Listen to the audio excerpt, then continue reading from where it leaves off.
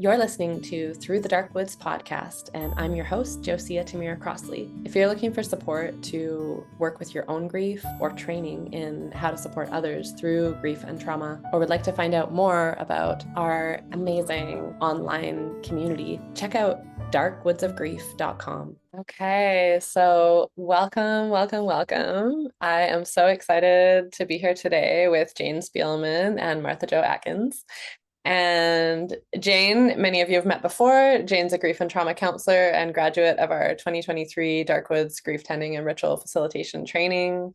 She's a trauma and internal family systems informed and Reiki energy master. She was an educator for 50 years, teaching children and adults from nursery to graduate teacher candidates in New York City, where she headed the transformative literacy project at City College of New York. And she lives on the unceded land of the Lenni Lenape, now known as Northern Manhattan. And she's, of course, as many of you know, also currently a facilitator on our Dark Woods of Grief team, and also has an independent practice, Sow the Seeds of Healing, to support individuals as well as groups in somatic grief and trauma work. And she's also anti-Zionist Jew and proud lesbian. And so happy to have you joining me and just your incredible support, always behind everything we're doing at Dark Woods of Grief.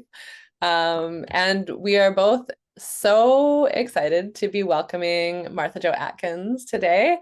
Martha has become a dear friend and colleague over the last year as we've been working together a little bit. And we'll maybe talk more about that, how we got to know each other as we go through.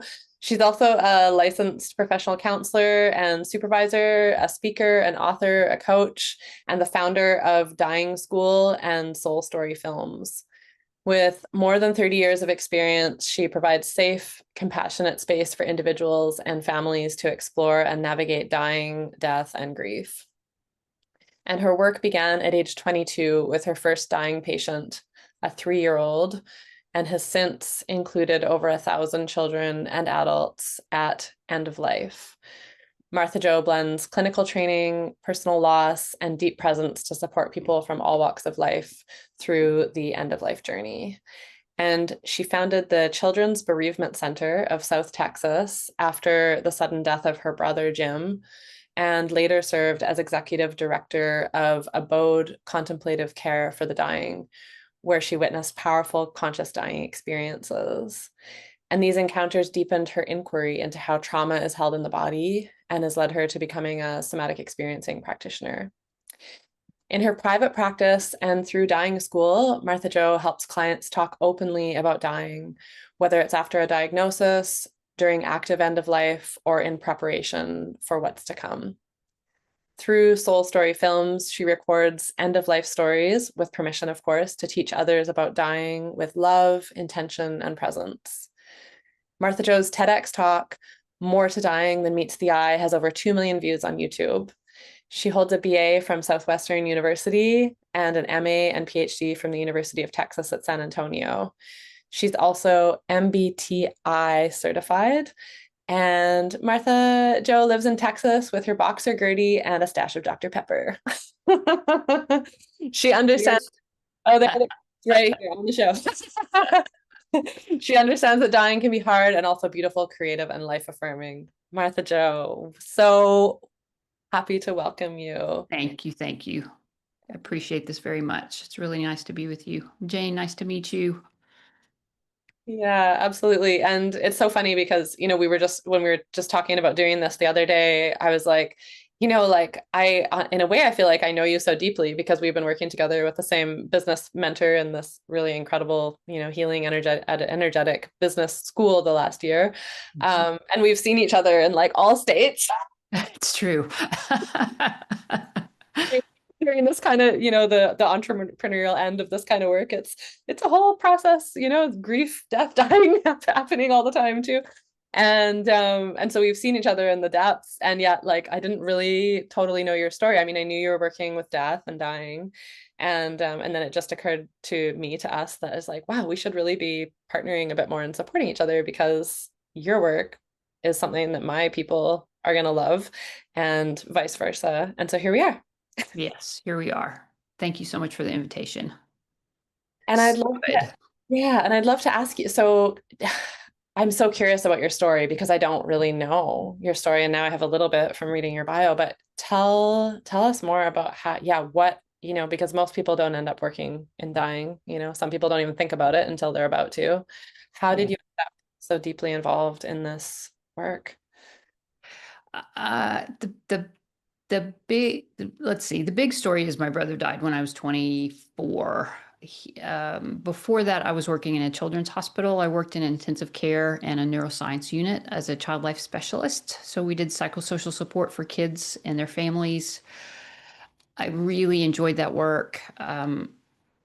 Uh, I did a lot of handprints and footprints of kids who had died and brought their siblings into the ICU, and it was really it was beautiful and it was hard and I loved it. And then Jim died, and I realized how much I didn't know. And uh, one of the families had asked me about grief services in San Antonio, and I didn't know, and I didn't understand the importance of that. And then after Jim died and I came back, I was in my experience, my first big experience of loss, and our family's first big experience of loss, and that here one moment and gone the next. Um, and it changed us. It changed all of us. It changed our relationships, and set me on a path of learning more about what dying is and what happens after and what kind of meaning I could make. And the meaning at 24 is very different than the meaning at 55, which is a beautiful thing. Um, yeah, so that's how it started. I uh, um, wrote about starting a children's service in San Antonio that didn't exist as part of a graduate school project. And my professor wrote a note that said, you really should do this much needed project. And I didn't know any better, and it sounded like a good idea. So I did it.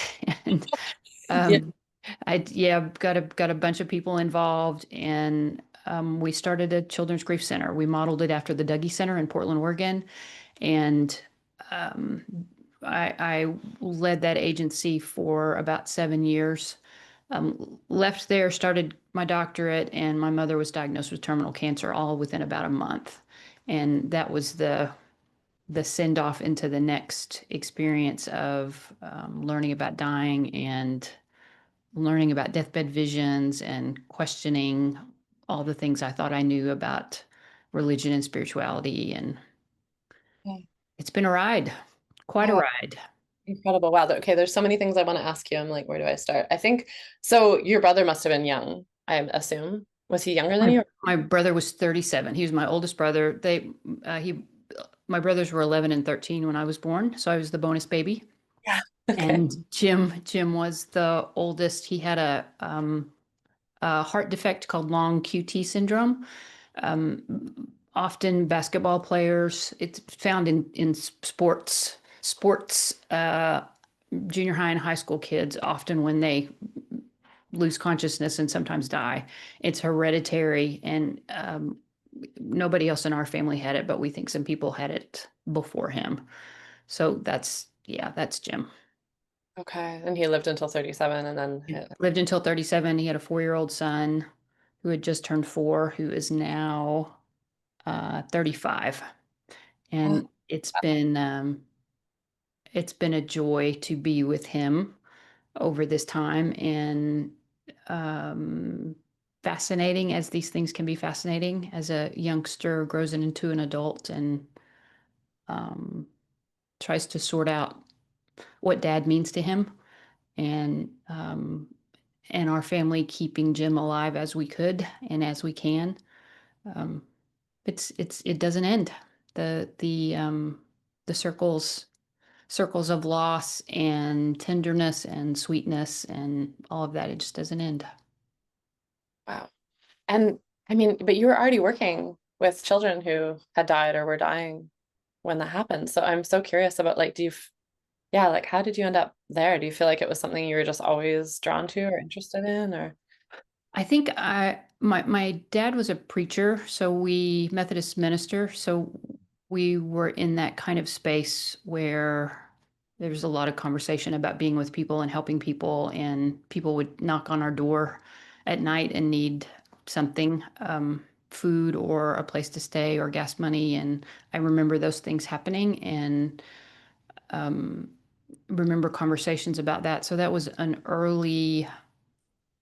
it was an early teaching about caring for other people. And I definitely had that in me. And I've always loved animals, and I'm a little bit introverted. I'm a lot bit introverted. There's there's a space around kindness and care for people that I think I just came in with and feels really important to me. Beautiful. Yeah, I can definitely feel that in you, like through knowing you and the time that we've known each other, that deep care. Yeah. Wow. And so when your mom got sick, you'd been through this experience of you'd been already been working in the death field for quite some time. You'd already had a huge initiation with your brother's death. Right. And then this was a next level experience. And you said that one of the things that came in, which I know you're going to talk about next week in depth, is the deathbed visions. Yeah. Yeah. Yeah, tell me more about how that kind of came forward in that time for you. So the kids at the bereavement center talked about the mystical, magical things kind of behind the scenes, and we'd have conversations, and one of them talked about the end of the bed going down. Like they were in bed at night and they'd feel the end of the bed go down, and um, what do you think that was? Well, it was my dad. My dad came and sat on the bed. So, like, cool. That's really cool. So, those kinds of conversations happened. There was a conversation about a little boy. I talked about this in the TEDx, who, right before he died, said to his dad, "Daddy, the train's here. I got to go." And um, those kinds of experiences were in my periphery, and so as mom was getting further and further into her dying experience, I asked her one day if she would tell me if she saw anybody, anybody showed up to help her along the way, and she said she would. She made a joke about it, but she said she would. And eventually, after a period of restlessness that went on for several days, and a time where she felt like I was trying to kill her, we were trying to kill her, there were lots of things happened. She got really peaceful, and I was watching her watch something under her closed eyelids, and I asked her about it, and she was seeing her people. She was seeing her mom and dad, she was seeing her grandparents, she was seeing a house that she had frequented when she was a small child. And it was very comforting to me seeing her in a state of peacefulness herself. And I got really interested in that. um, I was curious because I wondered if Jim had been around, and I asked her, and she said he'd been there. I'd had a dream that my brother was sitting reading a book, as he often did. He would sit in a room and read a book. And my brother John had the same dream. So when mom said, he'd been around, I thought, oh, maybe he's been sitting around reading a book. That'd be pretty great. So I imagined and make meaning that the people she loved and who loved her helped her cross. I read Final Gifts after she died, and then I read it again, and then I read it again, and then I read it again. It's a beautiful book, and it talks about the metaphors and language of dying. I recognized some things that mom had done after the fact, and I got really interested in that. And I think some of that was a way I could channel my grief and the energy I had inside to make some meaning. Um, so yeah, that's how I got involved in all of that. Wow, that makes a lot of sense. I'm so curious, Jane, because I know you walked your wife across the death portal as well. Is that something that you experienced while she was Oh dying? yeah, yes. She had a week of strokes, little mini strokes, and she'd wake up and be hungry, and then she was gone, and then she'd wake up and be hungry. Um, uh, but she had proclaimed that she had two fears, not she didn't want to die before she was a mensch, which means a good person in Yiddish. and she didn't want to die alone.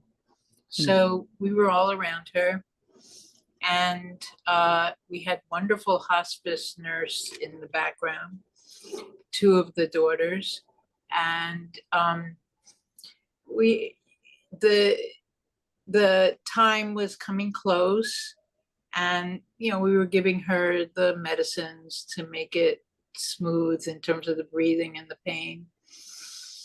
And I was just holding her and talking to her and singing with her, and then just at 12:35, she just, it's like her eyes got so big and smile, and her mouth was just stunned, like, she just arrived someplace so good. It was so beautiful. I'd been at a lot of deaths, but this was the person. We'd been together 35 years, and I was like, wow, just a gorgeous seeing. I don't know what she was seeing. I didn't know to ask her to tell me who she was seeing, but I know she was, all her siblings but one had gone, and her parents, and I know that they were waiting. So thank you for your stories. I can't wait to watch your TED Talk. Oh, good. That story's beautiful. I have been with people where their eyes have opened and they've had that big smile, not very often. And I am delighted to hear that happened for you and for her. Yeah. Incredible. So that's interesting to hear that it's rare, because I've heard another friend of mine also, her mother was in a tremendous amount of pain for a lot, like quite a period of time while she was dying. And then she had a very similar thing. The moment of her death was ecstatic. So that's really cool. And what other kind of things do you want to, I don't know if you want to save that for for your talk next week, but I'm so curious, like what other kind of things do you see? And then also, like, I've heard that that DMT is released in the brain like as death gets quite close. I don't know what you know about that, because it's just something I'm very curious about. I've heard the same, and this experience of the eyes opening wide and mouth opening wide, and this look of wonder. When I think of DMT, that's the kind of experience I think of. And there are people who have a really gentle exhale, and that's their end. And they may well have a release of DMT that's just not an outward expression like we see. I don't know how that works. I don't know how it works. The body knows how to die, and we get to be with it if we are ones who come near, and don't go the other direction. Some people don't want to be near. And for those of us who appreciate the liminal space and the holiness of it, it's really quite something to be a part of. Wow. And do you so obviously this is like a huge passion for you, and I mean I know you love being in that liminal space, but I'm also curious about, like, can you talk about, like, why is it important to right now in this time for us to understand death and dying more, like generally as a society, and also individual, why individually it might be important? I Mm. we live in structures that rise and fall, and we push against the falling. And when we push against, I mean, sometimes we need to push against, but I think there's opportunities to learn presence in being when we're with different kinds of loss. Stephen Jenkinson is he was a hospice, I think he was a CNA, and he talks about myth and culture and related to end of life, and he talks about you can understand a culture by how they treat their dying and their dead. And I think there's a lot to be said about caring for people at end of life, not putting them in the back hallways like they used to do in the 70s, 60s, when Kubler-Ross was doing her work and finding people in the back hallways who were dying and coherent and there because nobody knew what to do with them. She really changed the face of how we care for people in this country. And there's certainly more to be done, but she did so much to open our conversation and our capacity. So, Jane could be with her beloved and friends could be there. I think about Andrea Gibson and the story of her 4 exes. It made me laugh out loud. That is such a lesbian thing. Her 4 exes and her dogs and her wife and her friends. And the 3 days before that. And I think of dying experiences I've been a part of where it's been community, and the communal aspect of it allows us to open our hearts and to be with each other, to nurture each other, to deepen intimacies, and to learn about dying. We're all going to be there someday, and the opportunity to be with somebody who's willing to let us be there so we can learn feels pretty important. And you learn as they're dying, you learn after, you learn about bodies, you learn about just the absurdities of this suit we live in. It's something. It's not all sad. It's curious and gross and wonderful, and it's everything in between. I don't know if I answered your question. Yeah, what do you think is the most yeah, definitely. I think that's great. And I'm curious, like, what do you think some of the most profound stuff that you've learned from sitting by, now countless bedsides, I'm sure. Um, I don't have to do as much as I think I need to do. Somebody taught me to when I'm outside of a door to imagine my arms are out like wings and to bring them down beside me and bring my energy in and take a breath and then go in the room and then go sit and be there and see what's needed. Don't go in assuming that there's something that needs to be taken care of, because what may have been in the morning or what may have been an hour ago may not be what is there now. And I think that main lesson has just been around, not just that main lesson has been around presence, and listening, really listening to the person and what they are asking for, even if we don't agree. My friend Mark had a difficult cancer. I don't know what cancer is not difficult, but he fought and fought and fought, and he wanted to keep going and wanted to keep going and more chemo. And I wrestled with him a couple times about continuing on the journey. And I will say I wish I wouldn't have done that, but now that I've done it, I won't ever do it with anybody else again. He taught me so much about biting my tongue and remembering it's not my journey and my job is to be a steady companion. That's what he wanted and needed from me. So I'll do that better for the next people I'm with because of him. That's really profound. Yeah. Yeah. So you would have, if you could go back and redo it, which in a sense I'm sure you will, with all the people you would. Yeah. Yeah.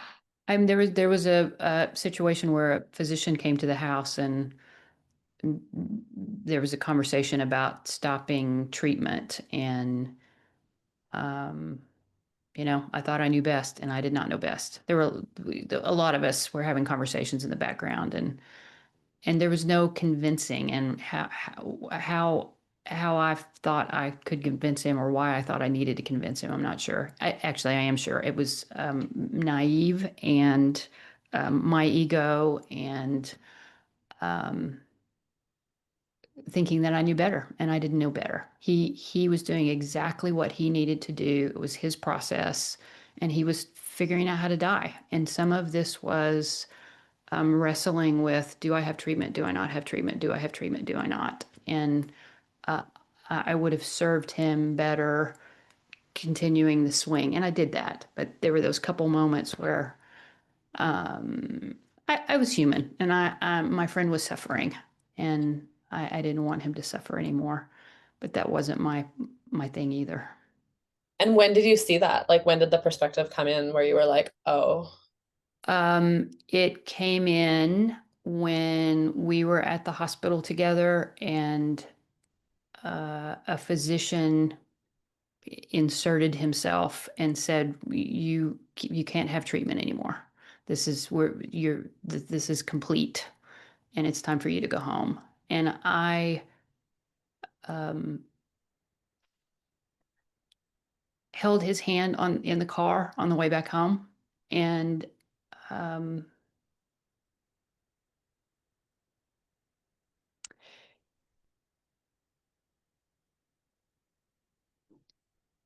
mm, and I'm glad we could do that. It was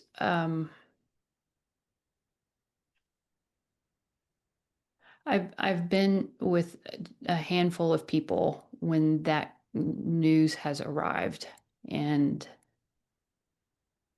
um, I did know enough to hold his hand and be quiet, and um, we did well enough the whole time. We both learned, and if you believe in soul pacts and soul contracts, and I think I do. Um, he and I had one, and there was a whole group of us that had one, but I'm really grateful to him. Really, really grateful to him. that's really powerful.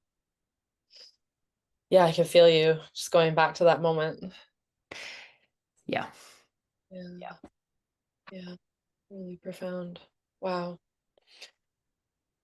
What about you, Jane? What would you say in Leia's death, or, what was? So I'm thinking very much about her eldest son, who's just recently diagnosed with stage 4 prostate in his late 50s. And in the early stages of his diagnosis, a few months ago, we were seeing a lot of each other. And he was deciding not to do chemo. And then he decided to do chemo. And I haven't heard from him since. And just on my walk before coming here right now, I was called to text him and call him and say, whatever's happening, I love you. I'll always love you. I'm here, and so I'm really totally resonating with what you're saying about Mark. John is, he's so special. We have 2 granddaughters from him that, they were Oma Jane and Oma Leia. And, I'm just trying to imagine how Leia would have been, and just letting go of whatever he needs in this time, and just be with the largeness of, he's one of 5, and, everybody's feeling it. This family doesn't do grief very well. I mean, the kids that came into our relationship, they don't have rituals around grief. They don't have situations. They tend to the specific needs. 2 of them are medical, a doctor and a midwife. Leia was a midwife. And so they deal with medical necessities, and they'll show up for the chemo or for this, or, but they don't do well in the emotional sphere. So I've called his sisters and talked to them and just let them know I'm here. And Yeah. that's all, just hold the hand Oh, you're and cutting out a be bunch. I'm with just gonna it. try. To do that, just Yeah, not exactly. knowing exactly how this would turn with love and lots of hearts, and some with bandages on them. Yeah. That's right. That's right. Yeah. Wow. Yeah, and I mean that's such a good bridge because I think I mean what I'm thinking about in terms of like oh, the very few deaths that I've had a privilege to be a part of, or like dying process. When I was in my 20s, a friend of mine was diagnosed with he had multiple brain and lung tumors, and anyway, he went into like first like shock. I was the first person he called. We talked through it, and then he went into complete denial, like, I'm fine, it's not happening. My headache went away, I'm okay.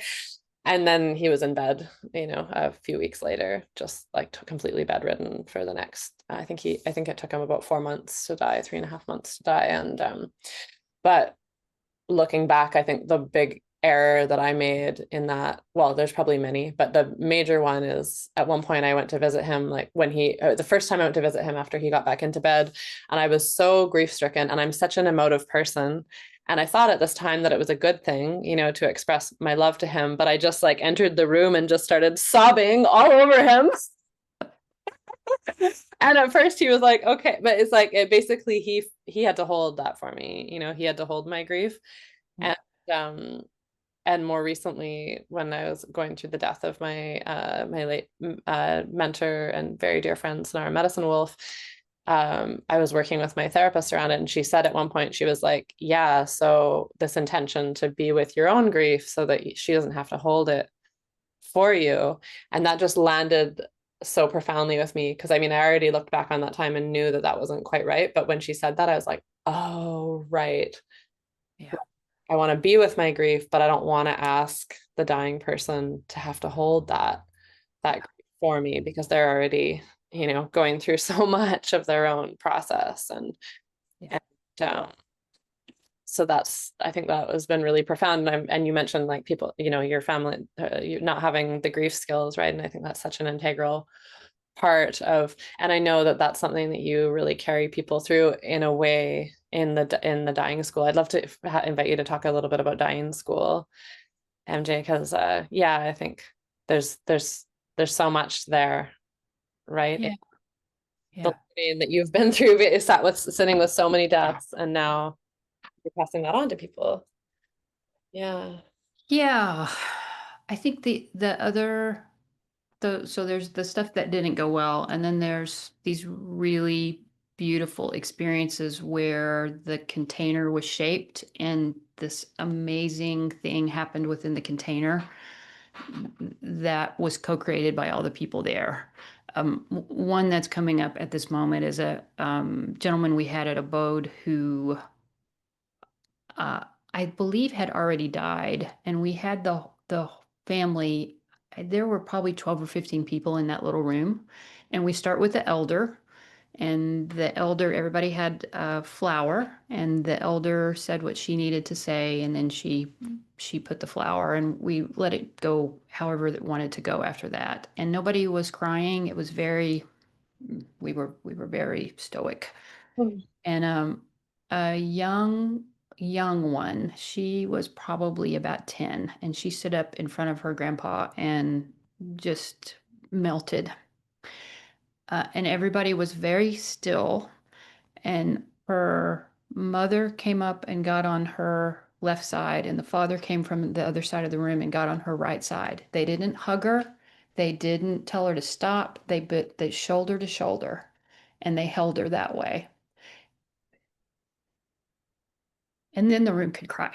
And I think of her, um, I think of these healers that are among us, and she is one, and I suspect she will be for a long time to come.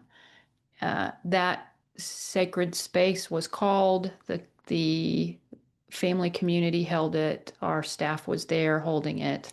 But man, that moment, you could feel hearts open, and it was just right.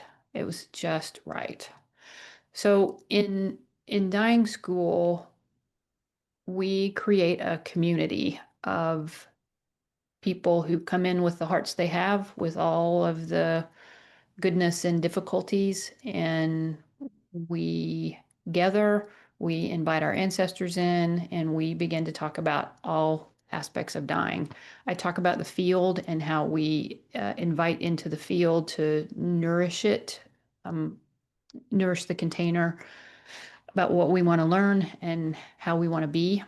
And over 12 weeks, we have questions about everything under the sun. We've had people who have zero experience being with somebody who's dying, and people who have a lot of experience.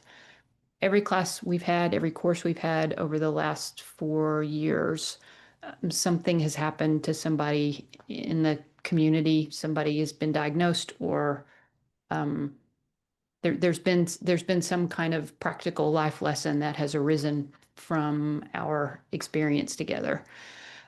I have films from people I've been with at Abode that wanted to be teachers. And so there are films showing various places in the trajectory of dying so people can have a sense of that. We talk about our own mortality. We talk about how to be with someone at the bedside, the tips and tricks, and how to move somebody if you're by yourself and you got to move somebody in a bed. Family relationships. Talk a lot about energy and dreams and the magic of it, the ordinary and the non-ordinary. We've got a natural burial mortician from New York City who comes and talks. She's talked every year. Her name's Amy Cunningham. She's fabulous. And William Peters is going to be here this year talking about shared crossings. He has come every year as well. And I'm working on a couple of others. And the rest of it's me talking on Thursdays. And then at the end, we have a, it's kind of it's a story of our friend Lydia. Lydia and Rachel are friends of mine. Lydia was diagnosed with cancer. Lydia dies at the end. Everybody knows that Lydia's going to die. At the end of the course, though, there's an experience the students have had of layer and layer and layer of what dying looks like and what it feels like in your own mortality. And then you get to watch a family do it, and you get to watch a person engage in her own process and the family engage in their process. And you get to see Lydia begin to shift realities and experience deathbed phenomenon. And then eventually she dies, and she is in the body bag and taken out over the threshold and out the door to the van. And we all know that's going to happen. It's quite different when you hear Lydia's voice and hear her talking very plainly and openly about what dying is to her and what her family is to her, and you get a real sense of her. It's a beautiful, beautiful thing. And I am partial because she was my friend, and partial because Rachel has been so kind to let us, help put things together so we can tell this story so people can learn. And the students say that they learn more about living than they learn about dying, which makes me very, very happy. So Wow. that's dying school. Incredible. Incredible. And I love how it's so, from what you share, it's so practical. There's all the practical pieces. Yeah. There's also all the other layers of, deep profundity that come with dying, that you're calling that in and allowing it to be there and to work in the group as you work. It's all the things. Yeah, it feels really powerful. And a similar way to how I work with grief also, it's like there's practical shit. Yeah. Yeah. Real practical shit that you need to know. And Yeah. then there's all the layers. And I just love it. I love it so much. So, and you have a couple of offerings upcoming. So one dying school starts soon. Yes, August 14th. Am I right? Dying school starts August 14th. Yes, and I'm doing a free class a week from tomorrow that is dreams and visions of the dreams and visions at end of life, I think is what I'm calling it. And it'll be teaching about those things, and then I'll talk a little bit about D-School at the very end. but mostly it will be about just what people can take and use in their own life and life experiences. Beautiful. So it's kind of a standalone offering, but then it's also like a way for people to get a taste of what you're offering if they're considering school as well. Yes. Amazing. I want to do it. Come on. Yeah. Come on. Beautiful. Is there anything else you want to ask Martha Jo before we finish up, Jane? Anything that's coming to you that you want to Well, share? for some reason, well, not some reason, but Spirit has been bringing me Seneca's quote of rehearsed dying again and again and again this week. Rehearsed dying. And it feels like your work, excuse me, is very much about rehearsing this fact and not flipping out about it. My mother was so scared. She screamed at her husband as she was dying. I'm dying. Don't you know I'm dying? And I just vowed that that would not be my situation. It's like as if there was so much unworked through and certainly unrehearsed. I love the notion, if you could just talk about that notion of rehearsing death, because you seem to be all about it. I didn't understand that's what was happening. I worked with a family about 10 years ago. The gentleman called me. He had a death, and he invited his children and his wife to come have a weekend experience. And we spent a Saturday morning talking about dying and talking about this document that we had been working on for, oh my gosh, 6 months. And it was about his fourth quarter. He wanted them to understand what they needed to do if he was dying, what he wanted. And he wanted to do it when he was coherent and able and awake. One of the practices we did that day is a memory tagging exercise where he and his wife came up with a memory together, and then there's a back and forth that happens. And then he did the same with his oldest child and then the youngest child. That experience was powerful. And when I think about rehearsing dying and rehearsing saying what you need to say, that was one experience of it.